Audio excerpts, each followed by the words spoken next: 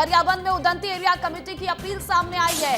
Division के साथियों से हथियार छोड़ने की अपील की गई है। नक्सलियों ने हथियार बंद युद्ध विराम की अपील की है। तो वहीं धमतरी एरिया कमांडर सुनील ने भी लेटर जारी किया है और सुनील ने आत्मसमर्पित नेताओं के निर्णय को सही बताया है। पत्र में लिखा, प्रदेश में फोर्स का दबाव बढ़ गया है। तो बड़ी खबर आपको बता रहे हैं छत्तीसगढ़ से, जहां एक बार फिर से बड़ा नक्सली सरेंडर हो सकता है। कल जो तस्वीरें सामने आई, ऐतिहासिक तस्वीरें, एक बार फिर वैसी तस्वीरें छत्तीसगढ़ में देखने को मिल सकती हैं। गरियाबंद उदंती एरिया कमेटी की तरफ से अपील सामने आई है। डिवीजन के साथियों से हथियार छोड़ने की अपील की गई है और नक्सलियों ने हथियार बंद युद्ध विराम करने की अपील की है। धमतरी एरिया कमांडर सुनील ने यह लेटर जारी किया है और सुनील ने आत्मसमर्पित नेताओं के निर्णय को सही बताया गया है। इस पत्र में यह भी लिखा गया है कि प्रदेश में फोर्स का दबाव बढ़ गया है, यानी कि जिस तरह से ऑपरेशन चलाए जा रहे हैं, जिस तरह से सुरक्षा बल के जवान तैनात नजर आ रहे हैं तमाम जो नक्सली गढ़ है वहां पर, उसके बाद अब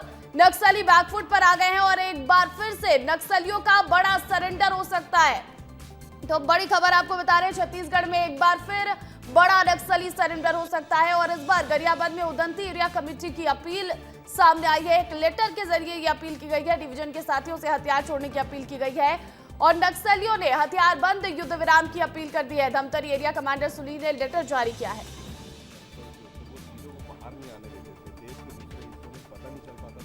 आप मुझे बताएं, इन अर्बन नक्सल्स के संदर्भ में सबसे पहले सरकार बनते ही हम लोग 55 ऐसे लोगों को लेकर के दिल्ली जाना हुआ था जिसमें वो दिव्यांग हो गए थे। सैकड़ों हजारों हैं, कोई पूछने वाला नहीं। जाने कहां का शिगुफा मन में पाल करके लोगों के बीच में भ्रम फैलाते रहते थे। ऐसा हो गया, वैसा हो गया। अरे कहीं किसी क्षेत्र में विकास के काम नहीं हुए, लोकतंत्र है, आपको विरोध के 1000 तरीके होते हैं, बंदूक नहीं उठाया जाता है। और इसलिए जिसने भी कहा कि यहां पर विकास के काम नहीं हुए और इसलिए बंदूक उठा ली, सब झूठ है, सब झूठ है। वस्तुतः लोगों को बरगला करके, भ्रमित करके, एक ऐसी छोटी आर्मी जैसी बना करके और उगाही के काम लगातार किए गए। ये बिल्कुल गलत है। आज बड़े ही प्रसन्नता का विषय है कि 210 ऐसे लोग जिन्होंने मुख्यधारा में आना स्वीकार किया है, उन्होंने हजारों की जान बचा ली, सैकड़ों की जान बचा ली उन्होंने, इसलिए वो बधाई के पात्र है।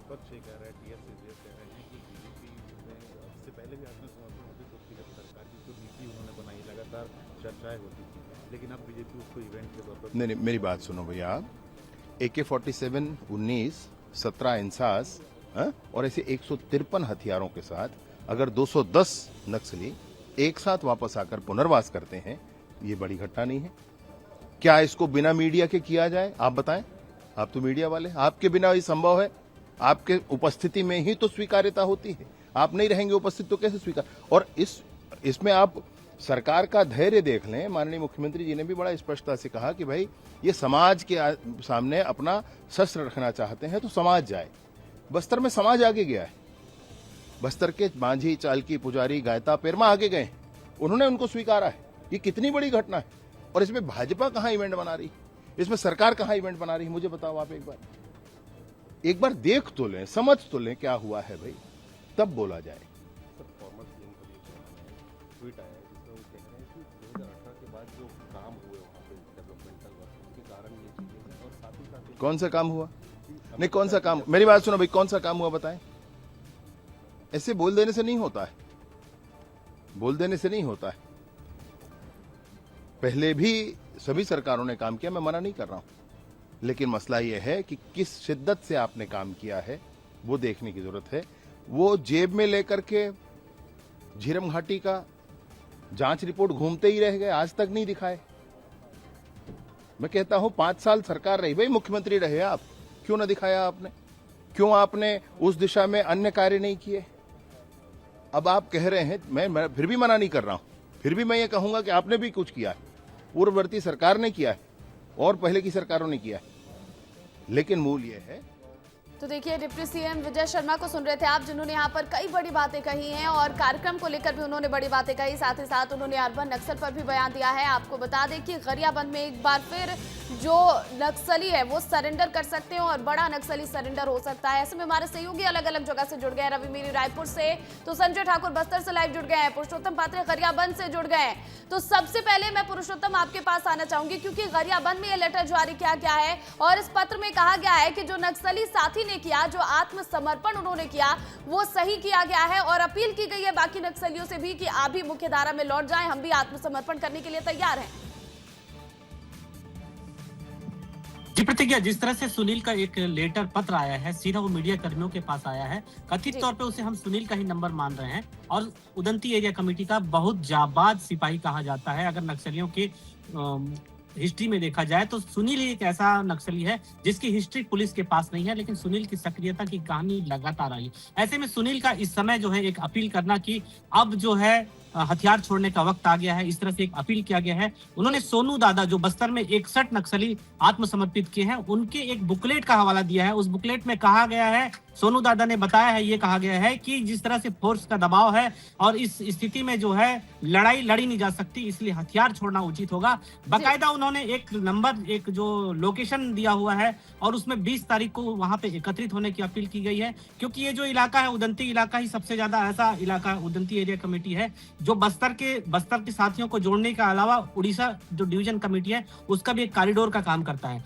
अब आपको बता दें कि जिस तरह से उदंती अभयारण्य में 100 से ज्यादा नक्सली सक्रिय थे आज से साल भर पहले तक के, लेकिन उसमें 27 मारे गए हैं, 30 से ज्यादा ने हथियार बंद कर दिए हैं, 2-2 सीसी मेंबर इसी इलाके में मारे गए हैं। फिलहाल गणपति एक ऐसा नक्सली है जो इस इलाके में सक्रिय है और गणपति के बाद अगर कहें तो ओहदे के हिसाब से सुनील का ही दूसरा नंबर आता है। भले वो एरिया कमांडर हो, लेकिन उसकी सक्रियता और जिस तरह से पैठ है, उसकी पकड़ है जिस हिसाब से, तो उसे महत्वपूर्ण एक सिपाही माना जाता है। नक्सली उसे सिपाही मानते हैं। ऐसे में सुनील का ये अपील जो है निश्चित तौर पे एक बड़ा कदम है और कहीं ना कहीं जिस तरह से पुलिस ने बहुत बड़ी अपील की है अपने नक्सली साथियों से। संजय, अगर गरियाबंद में भी इस तरह से नक्सली एकजुट होकर सरेंडर करने आते हैं तो कितनी बड़ी सफलता होगी, और क्या हम ये भी कह सकते हैं कि इसके बाद केवल गिने चुने जो नक्सली हैं वो बच जाएंगे?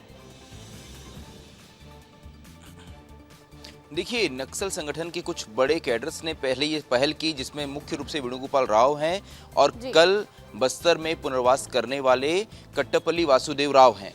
इन लोगों ने पहले ये अपील की अपने साथियों से जिन क्षेत्र में वो सक्रिय थे कि अब हमें हथियारबंद संघर्ष बंद करना चाहिए। और देखिए, सरकार ने क्या कहा है, सरकार ने भी कहा है, नक्सलियों ने भी कहा है कि ये सरेंडर नहीं है, ये पुनर्वास है। यानी कि सरकार और नक्सलियों के बीच कुछ सहमति बनी, इसके बाद उन्होंने तय किया कि अब ये हथियारबंद संघर्ष बंद होना चाहिए। और इसका असर देखिए कितना है कि अब गरियाबंद, जो कि नक्सलियों का बहुत मजबूत गढ़ था, और गरियाबंद इलाका जो है ये दरअसल उड़ीसा स्टेट कमेटी में आता है, तो यहाँ ये उड़ीसा के बॉर्डर का लगा हुआ इलाका जो है, उदंती का क्षेत्र जो है, वहाँ के एरिया कमेटी सचिव सुनील ने ये लेटर जारी किया है। साथ ही उसने एक नंबर जारी किया है, एक मोबाइल नंबर जारी किया है। फिलहाल ये मोबाइल नंबर बंद है, हम इसे ट्राई कर रहे थे। साथ ही उन्होंने नीचे वायरलेस सेट का फ्रीक्वेंसी जारी किया है 140/690 और 149/980, और उन्होंने लिखा है कि 12:30 बजे ये फ्रीक्वेंसी हम ऑन करेंगे, तो जितने भी नक्सली हैं वो इसी फ्रीक्वेंसी पर आकर एक दूसरे से बातचीत करेंगे। ये 20 तारीख का ये समय तय किया गया है, तो 20 तारीख का वक्त जो है ये बहुत महत्वपूर्ण होने वाला है, क्योंकि इस फ्रीक्वेंसी पे उस वक्त जो पुलिस है वो भी नक्सलियों की बात सुनेगी और ये देखेगी कि नक्सली आपस में क्या बात कर रहे हैं और इस पुनर्वास को लेकर नक्सली क्या कुछ कहना चाहते हैं। हमें अब एक नए शब्द का प्रयोग करना चाहिए, प्रतिज्ञा। समर्पण की जगह पुनर्वास को उपयोग करना चाहिए, क्योंकि नक्सलियों ने कहा है कि हम ससम्मान वापिस आना चाहते हैं।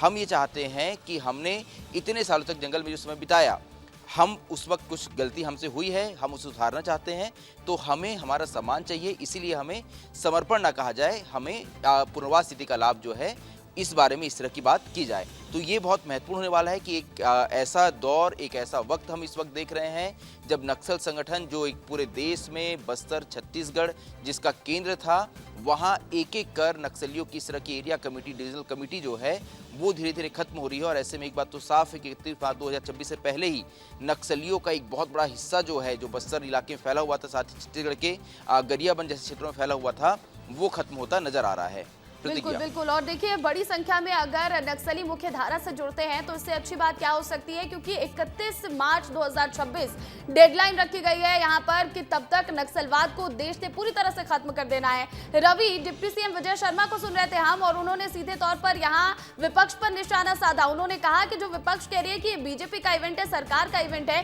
तो ऐसा कुछ भी नहीं है, क्योंकि नक्सली मुख्य धारा में आना चाहते हैं, समाज से जुड़ना चाहते हैं, तो समाज के लोगों के सामने ही उनका पुनर्वास कराया गया है। देखिए, इस पर तो सियासत होगी ही, लेकिन उससे ज़्यादा जरूरी है ये पत्र, और इस पत्र को बहुत जल्दी नक्सलियों के संगठन के बाकी साथियों तक पहुंचाना पड़ेगा।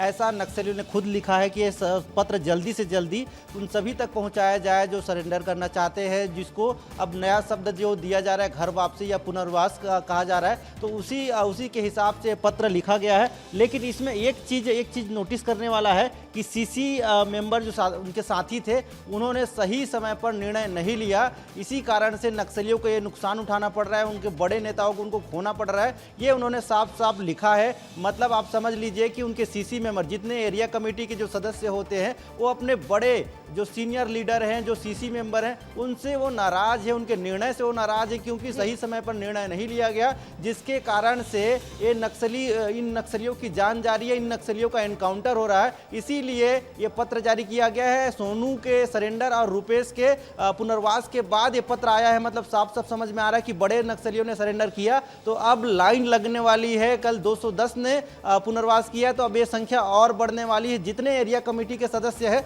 वो सभी के सभी अब धीरे करके सरकार के समर्थन में आएंगे, और साथ साथ अपने जो टीम के साथी है उन सभी को इकट्ठा करेंगे, और उसके बाद एक साथ हथियार छोड़कर पुनर्वास करने की स्थिति में आने वाले हैं। प्रतिज्ञा जी बिल्कुल बिल्कुल, मुख्य धारा में वापस लौटने वाले हैं, और नक्सलियों ने खुद एक पत्र जारी कर इस बात की जानकारी दी है। बाकी नक्सलियों से भी अपील की गई है कि आप भी हथियार छोड़ें और मुख्य धारा में वापस लौट आएं, और सरकार की पुनर्वास नीति की भी तारीफ लगातार जो नक्सली है वो करते नजर आ रहे हैं। बहुत शुक्रिया रवि, संजय और पुरुषोत्तम तमाम अपडेट के लिए।